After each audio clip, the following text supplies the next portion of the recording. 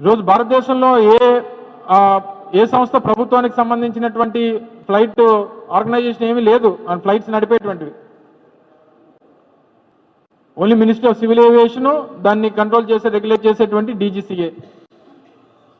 Air India ప్రైవేట్దే, ఇండిగో ప్రైవేట్దే, స్పైస్జెట్ ప్రైవేట్దే, అకాసా ప్రైవేట్దే. అన్ని ప్రైవేట్ ఎయిర్లైన్స్ ఉన్నప్పుడు మీరు రెగ్యులేషన్ ఎక్కడ ఉంది?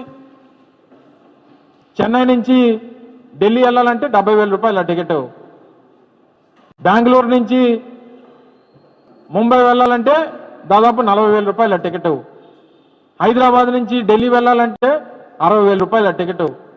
రెగ్యులేషన్స్ ఎక్కడ ఉన్నాయి? మంత్రిత్వ శాఖ ఏం చేస్తున్నట్టు? ప్రయాణికుల తాలూకు పరిస్థితులు ఏంటి? విమానయానం అనేటువంటిది పేదవాడికి కూడా చేయాలనేటువంటి ఆలోచన ప్రభుత్వాలకు ఉండాలి తప్ప ఈ రకమైనటువంటి పరిస్థితులను తీసుకుని వచ్చి మోనోపోలీగా ఒక సంస్థకి మీరు కొమ్ము కాసేస్తే ఈరోజు దేశంలో పరిస్థితులు ఈ రకంగా పెద్ద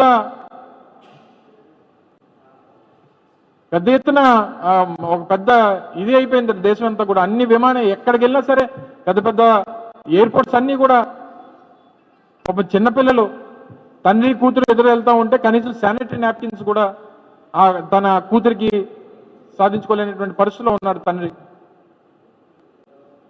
ఎవరు చెప్పుకుంటారు బాధలన్నీ? దయచేసి మంత్రి గారిని రీల్స్ చేయడం మానేసి జరుగుతున్నటువంటి పనుల్ని ఈ క్రెడిట్ చోర్ ఎవరో చేసినటువంటి పనుల్ని మేం చేసినట్టుగా చూపించుకునేటువంటి ఆ తాపత్రయం మానేసి మీకు మంత్రి అవకాశం ఇచ్చినటువంటి మీ చంద్రబాబు నాయుడు గారిని ఆయన కొడుకుని జాకీలు పెట్టి లేపడం మానేసి దేశ ప్రజల తాలూకు ప్రయోజనాలు వీటి మీద శ్రద్ధ పెట్టమని చెప్పి కూడా కోరుతా ఉన్నాను.